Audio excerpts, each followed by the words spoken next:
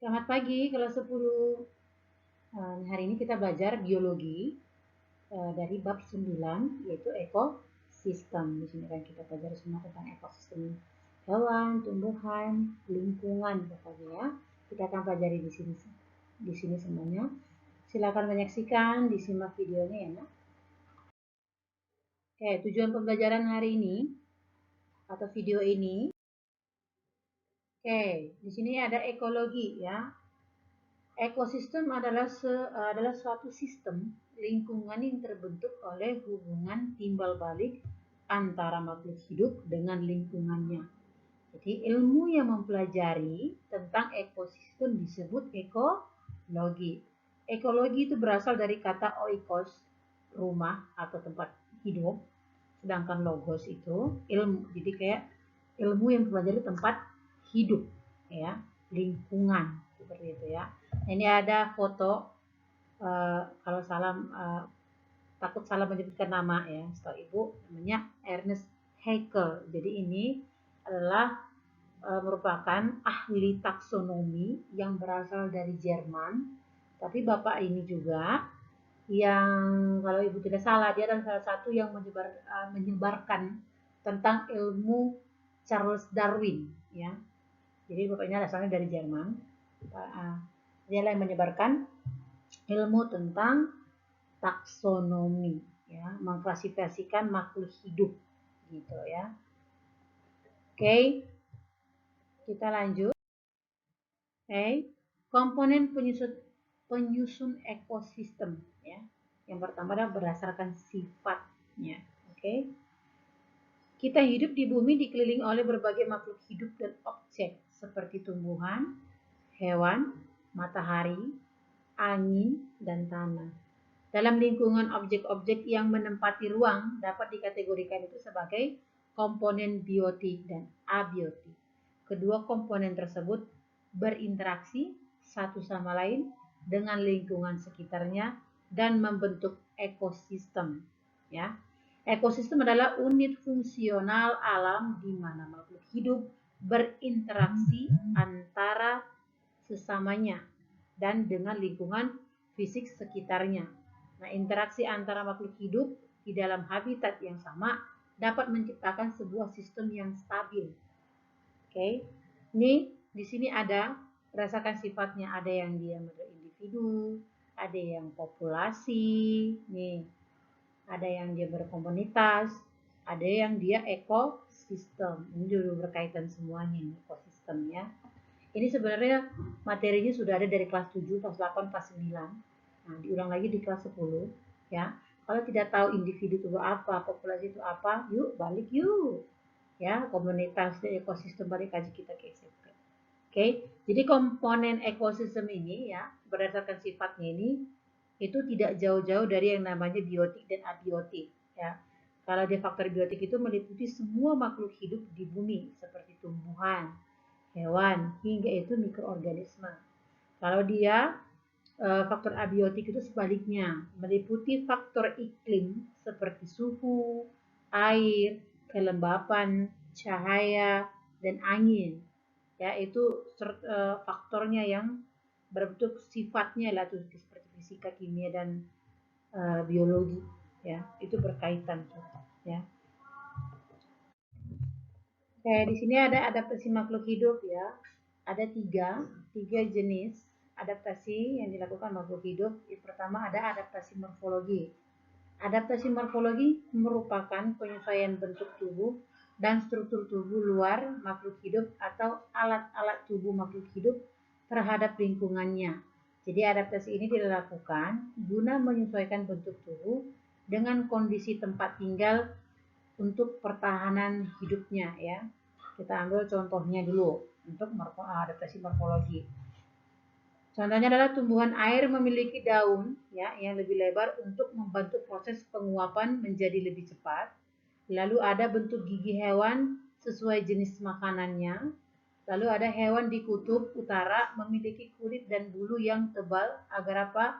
Agar tubuhnya dapat bertahan terhadap dingin. Nah, itu yang dikatakan dia terhadap lingkungan tempat dia tinggal.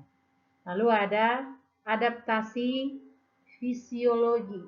Adaptasi fisiologi merupakan penyesuaian fungsi alat tubuh bagian dalam pada makhluk hidup terhadap lingkungannya. Adaptasi ini menyangkut fungsi organ tubuh makhluk hidup, juga melibatkan zat-zat tertentu guna membantu proses metabolismenya. Contohnya, manusia mengeluarkan keringat untuk membantu mengatur suhu tubuh serta membuang zat sisa. Lalu ada jenis cacing teredo namanya, menghasilkan enzim selulase untuk membantu mencerna kayu yang dimakannya. Lalu ada lagi hewan herbivora yang memanfaatkan enzim selulase untuk membantu proses pencernaan tumbuhan yang dimakannya. Seperti itu. Lalu ada adaptasi perilaku. Adaptasi perilaku merupakan penyesuaian makhluk hidup terhadap lingkungannya dalam bentuk tingkah laku. Adaptasi ini tingkah laku yang berhubungan dengan tindakan makhluk hidup, gunanya untuk melindungi diri dari serangan pemangsa. Contohnya apa, Bu? Contohnya kita ambil dari hewan kaki seribu. Akan menggulung tubuhnya atau menggulung dirinya ketika disentuh, ya kan, kaki seribu tuh. Lalu ada hewan kumbang dan tupai akan berpura-pura mati saat dalam menghadapi bahaya. Yang terakhir nih, hewan cumi-cumi. Hewan cumi-cumi akan mengeluarkan tinta berwarna dari tubuhnya ketika dalam keadaan berbahaya. Itu adalah contoh dari adaptasi makhluk hidup. Oke, yang kedua ada faktor abiotik. Faktor abiotik ini adalah komponen lingkungan berupa sumber daya tak hidup yang mencakup kondisi fisik dan kimia dalam ekosistem. Jadi bersama dengan faktor biotik, ya, faktor abiotik ini membentuk habitat makhluk hidup. Beberapa contoh, coba faktor abiotik adalah suhu, cahaya, air, kelembapan, udara, garam, mineral, dan tanah. Itu adalah termasuk ke faktor abiotik. Oke, kita masuk berdasarkan fungsinya. Jadi di sini tadi abiotik itu adalah meliputi faktor iklim seperti suhu air, kelembapan, cahaya, dan angin, serta faktor adaptif yaitu sifat fisika, kimia, dan sifat biologi, dan tanah ini ada. Jadi komponen ekosistem berdasarkan fungsinya, ya, yaitu ada dua, ada yang produsen dan ada yang konsumen, ya. Kalau yang produsen itu adalah bertindak sebagai titik awal rantai makanan dan jaringan makanan. Dalam ekosistem, produsen primer adalah tanaman hijau, terus ada bakteri autotrof, alga, dan beberapa protozoa di bawah sinar matahari yang dapat memproduksi makanannya sendiri. Jadi ciri-ciri produsen diantaranya adalah menghasilkan karbohidrat dan mampu melakukan sintesis protein dan lemak. Ya. Lalu ada konsumen. Konsumen terdiri dari hewan yang bergantung pada produsen untuk ketersediaan makanan mereka. Jadi mereka ini adalah organisme yang tidak dapat memproduksi makanannya sendiri, alias heterotrof, ya. Konsumen primer terdiri dari hewan herbivor, ya, yang memakan produsen. Sementara konsumen atau konsumen sekunder adalah karnivora, ya, karnivora yang memakan konsumen primer, di mana konsumen tersier berada lebih tinggi dari konsumen sekunder. Mereka ini adalah memangsa hewan karnivora maupun herbivora. Selain produsen dan konsumen, ada pula dekomposer yang merupakan organisme heterotrof dan berperan sebagai pengurai namanya, ya. Oke, di sini ada bagian B, simbiosis antar komponen ekosistem, ya. Di sini ada 3, ada simbiosis mutualisme, simbiosis paratisme, dan simbiosis komensalisme. Oke, kita mulai dari simbiosis mutualisme. Simbiosis mutualisme adalah hubungan antara dua organisme yang berbeda jenis namun saling menguntungkan satu sama lain. Hubungan ini sangat positif karena kedua belah pihak diuntungkan, ya. Sebagai contoh adalah kupu-kupu dan bunga. Kupu-kupu menghisap nektar ya, yang ada terdapat pada bunga, sedangkan si timbal baliknya adalah bunga mendapat bantuan dari gerakan kupu-kupu untuk penyerbukan. Jadi contoh lainnya dari simbiosis mutualisme ini adalah manusia dengan bakteri. Contohnya adalah dengan adanya bakteri E. coli pada manusia, manusia terbantu untuk bisa mengurai pertumbuhan bakteri jahat dan mempercepat proses pembusukan di usus besar. Ya. Sedangkan keuntungan yang didapat oleh bakteri E. coli adalah mendapat makanan dari sisa-sisa pembuangan pada usus besar pada manusia. Nah, kalau dia simbiosis komensalisme, ya, simbiosis komensalisme adalah sebuah interaksi antara dua makhluk hidup yang menguntungkan salah satu organisme, sementara organisme lain tidak dirugikan dan tidak diuntungkan. Berbeda sama yang mutualisme-nya ini dia dimanfaatkan tapi tidak merugikan yang dia tumpangi, seperti itu ya. Simbiosis komensalisme ini contohnya terjadi pada ikan remora dan ikan hiu. Setelah hiu makan, biasanya sisa-sisa makanan akan berjatuhan. Nah, di saat sisa-sisa makanan jatuh, ikan-ikan remora tadi bakal menempel dengan hiu untuk mengambil sisa-sisa makanan dari si hiu. Jadi ikan hiu tidak dirugikan di sini ya, karena yang dimakan itu adalah sisa-sisa makanannya, nggak mubazir guys. Oke, lalu ada simbiosis paratisme. Simbiosis yang terakhir ini cukup dibenci pasalnya ya. Kenapa? Paratisme adalah keterbalikan dari simbiosis mutualisme. Kenapa? Simbiosis paratisme merupakan kondisi ketergantungan yang terjadi ketika pihak yang satu mendapat keuntungan namun yang satunya dirugikan. Nah, ini nih gak enak nih kalau begini kan. Contohnya apa? Contoh hubungan yang merupakan simbiosis paratisme terjadi pada nyamuk dan manusia. Nyamuk mendapat keuntungan dengan menghisap darah manusia, sedangkan manusia dirugikan karena dapat terjangkit penyakit berbahaya. Ya, bukan hanya bentol-bentol atau gatal gitu ya. Selain nyamuk di manusia, simbiosis paratisme juga terjadi pada lalat dengan buah. Lalat mendapatkan makanan dari buah sekaligus bisa berkembang biak di buah, sedangkan buah yang dihinggapi lalat akan merugi karena apa? Karena akan membusuk. Itulah dia. Oke, bagian C di sini ada aliran energi dan daur biogeokimia rantai makanan ya. Proses makan dan dimakan dalam rantai makan ini berlangsung secara terus-menerus ya, dengan peranannya masing-masing seperti produser, konsumen, dan pengurai atau decomposer. Nah, coba lihat di sini ada gambar ya. Di sini adalah produsen. Di sini ada dua, rantai makanan di darat dan rantai makanan di laut. Ya, kalau di zaman SMP kalian pasti siapa yang kuat akan itu yang bertahan. Tapi di sini namanya rantai makanan ada dia tahap-tahapannya, oke? Kita dari pertama produsennya. Produsen adalah organisme yang mampu membuat makanannya sendiri. Ya, ini berarti dari paling bawah ya. Produsen adalah organisme yang mampu membuat makanan sendiri. Contohnya adalah tumbuhan hijau. Keberadaannya tidak bergantung pada ketersediaan makanan, akan tetapi keseimbangan alam. Maka dari itu, produsen tidak memakan makhluk lain, tetapi malah dimakan oleh makhluk lainnya. Produsen juga merupakan makhluk hidup yang dapat membuat zat organik dari zat anorganik. Biasanya, produsen membuat makanannya melalui proses fotosintesis. Ya. Contohnya produsen diantaranya tumbuhan hijau, alga, dan juga lumut. Ya. Nah, kalau dia konsumen ya, konsumen itu makhluk hidup yang bergantung pada makhluk hidup lain. Karena apa? Karena dia tidak bisa memproduksi makanan sendiri seperti produsen. Maka dari itu, untuk menjaga kelangsungan hidupnya, si konsumen bergantung pada organisme lainnya. Peran konsumen di dalam sebuah ekosistem biasanya adalah hewan.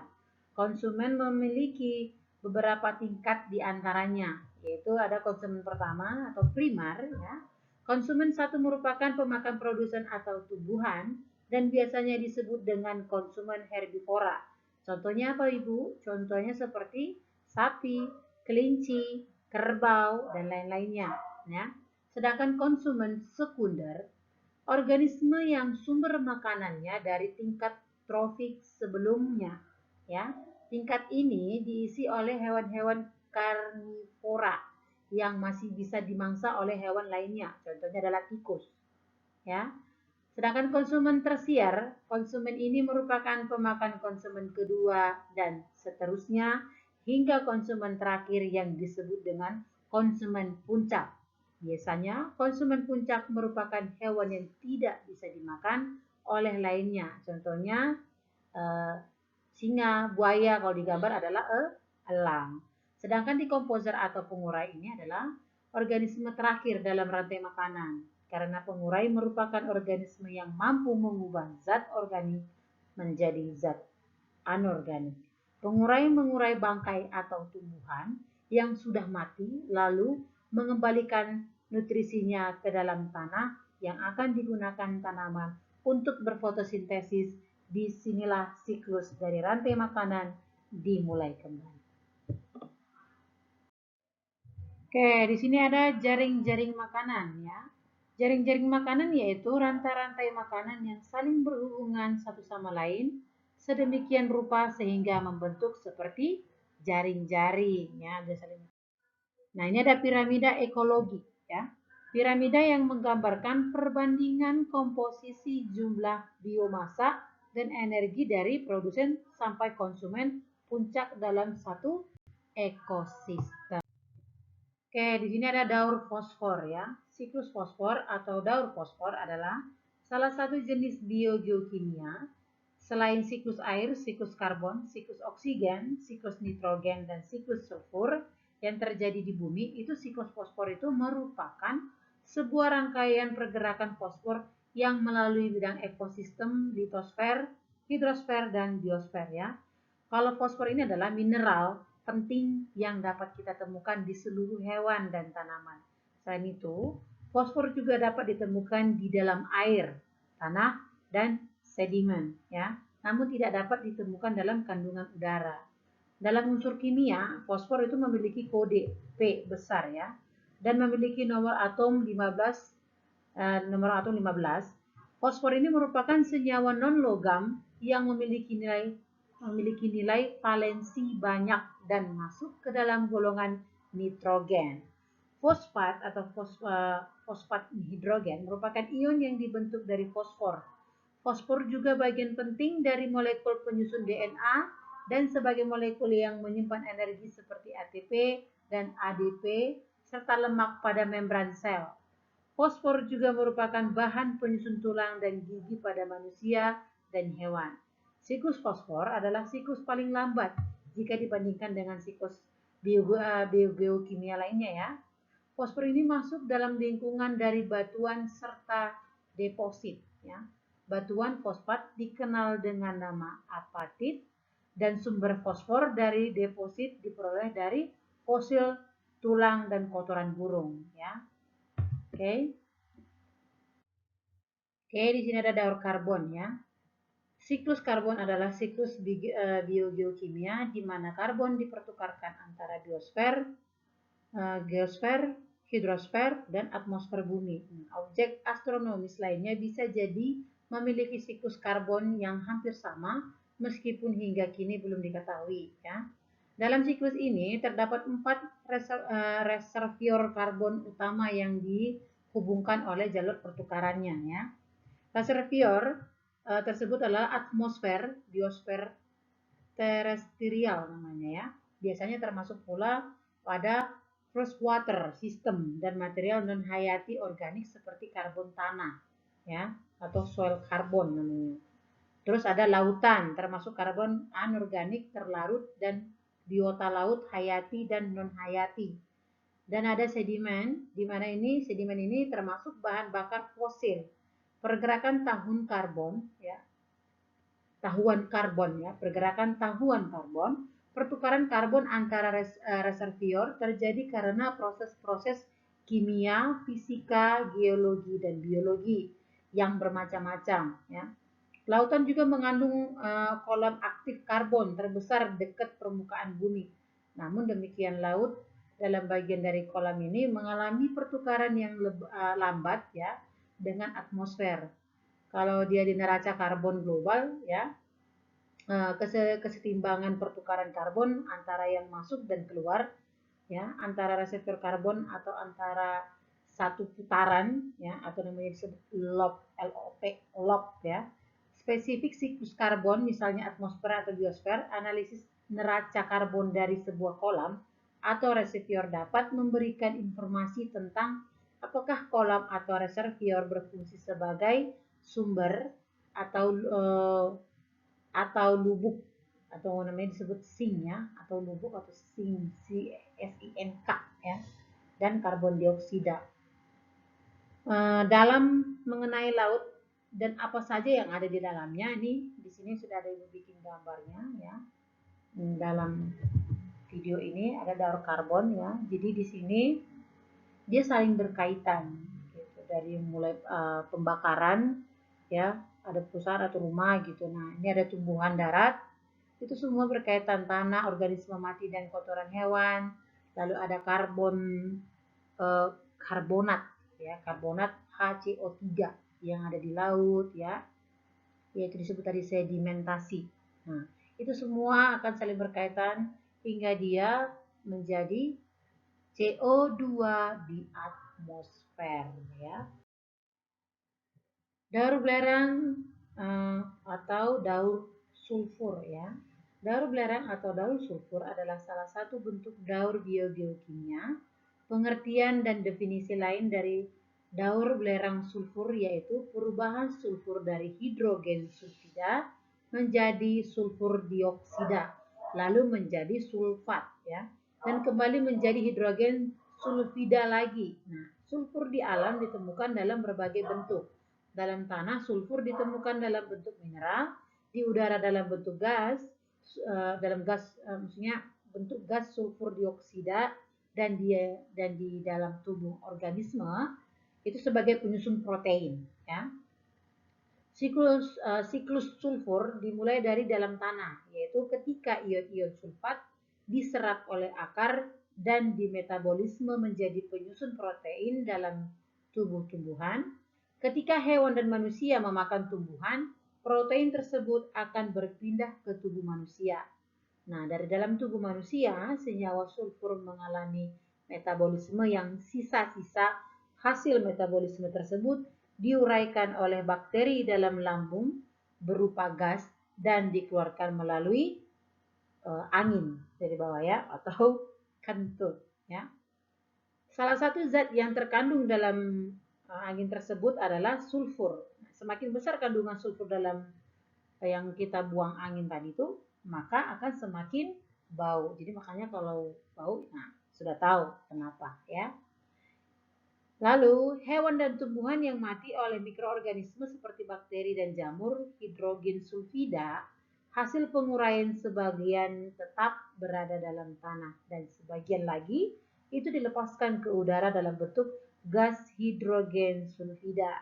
Jadi gas hidrogen sulfida di udara kemudian bersenyawa dengan oksigen membentuk sulfur dioksida.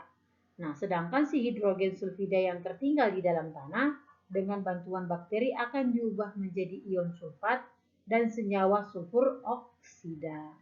Seperti itu ya.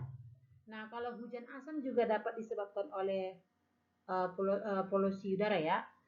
Seperti asap-asap pabrik, pembakaran kendaraan ya, bermotor, mobil dan sebagainya. Lalu ada hujan asam dapat menyebabkan rapuh ya, penyebab rapuhnya atau korosif ya. Batu-batuan dan logam ya yang jatuh ke dalam tanah oleh bakteri dipecah lagi menjadi ion sulfat yang kembali diserap oleh tumbuhan, tumbuhan dimakan oleh hewan, dan hewan dimakan manusia. Makhluk hidup mati diuraikan oleh bakteri yang dimana menghasilkan sulfur kembali. Ya, begitu seterusnya. Siklus sulfur atau daur belerang tidak akan pernah terhenti selama salah satu komponen penting seperti tumbuhan masih ada di permukaan bumi ini. Yang D ada kerusakan lingkungan. Nah, kerusakan lingkungan ini ada 3 faktor di sini, ada hujan asam, ya, terus ada kerusakan hutan dan pencemaran sungai. Kalau hujan asam ya, udahlah ya, ada ketahuan itu adalah bencana alam, ya. Kalau dia kerusakan hutan, ini ada 2 faktor. Ada yang bukan 2 faktor sih, penyebabnya ini udah ketahuan adalah ulah manusia yang menebang secara liar tapi tidak bertanggung jawab. Ya, ini akan merusak salah satu apa? Hewan-hewan yang ada di situ akan lari ke pemukiman warga. Iya kalau lari. Kalau dia tidak memiliki tempat tinggal, ya kan, mati, punah, coba. Dia nggak ada. Makanya kebanyakan hewan-hewan sekarang sudah terancam punah. Nah, ini ada pencemaran sungai. Pencemaran sungai, udah ketahuan dah ini siapa? Pasti ulah-ulahnya kita juga yang membuang sampah yang tidak dapat terurai. Salah satunya adalah plastik, kaca, kaleng. Ya, ya apa salahnya kita buang eh, dengan cara yang bisa gitu mengurangi dampaknya atau mungkin menghancurkan kacanya dan menanamnya di satu tempat gitu, jangan sembarangan buang plastik. Kalau bisa dibakar jangan sembarangan dibuang, karena gimana ya, mau berapa puluh tahun pun kalau udah banyak kaleng plastik dan kaca itu tidak akan terurai, jatuhnya kemana? Datang hujan, air akan membawa sampah-sampah tadi ke tempat daratan yang lebih rendah. Kalau sudah banjir, sudah semuanya terkena bencana alam, siapa yang disalahkan? Ujung-ujungnya sudah tahu dan siapa yang disalahkannya, kan? Gitu. Jadi tolong dijagalah buang sampah yang sesuai, gitu ya. Kalau bisa didaur ulang, silakan didaur ulang. Kalau yang sampahnya masih dapat terurai ya dibantu dengan mikroorganisme yang lain, ya silakan, nggak masalah gitu. Tapi kalau yang sudah bentuknya tidak dapat diurai atau tidak akan bisa menyatu dengan tanah, kondisikan gitu. Jadi salah satunya gitu. Nah, kedua hutan, ya boleh menebang, bukan tidak boleh menebang, tapi tanam kembali. Reboisasinya harus ada. Kalau hujan asam itu juga terjadi karena kita juga gitu, karena bisa jadi karena pembakaran kayak pabrik contohnya, atau hasil pembakaran kendaraan yang semakin banyak, itu juga bisa mengakibatkan hujan asam ya. Bagaimana cara penanggulangannya, kita tahu semuanya seperti apa. Oke, itu adalah penyebab dari kerusakan lingkungan. Oke, di sini ada upaya pelestarian lingkungan. Wah, kalau bagus lingkungannya gitu. Indah banget ya. Buat Instagram atau buat sosmed ya, anak-anak muda sekarang ya, nggak usah jauh-jauh. Ibu juga begitu, kalau udah bagus dikit ya lingkungannya, fotoan ya kan. Nah ini, kalau mau upaya pelestarian lingkungan ya, satu yang perlu kita jaga yaitu sampah. Ya, buanglah sampah pada tempatnya. Oke, pada tempatnya. Tapi kamu juga harus tahu membedakan mana sampah yang kering dan mana sampah yang basah. Jangan menggabungkannya. Jadi ketika sampah itu diambil ya, biar kenapa dipisahkan begini, biar tahu, oh oke, sampah yang tidak dapat terurai yang dibuat satu tempat. Sampah yang dapat diurai dibuat satu tempat.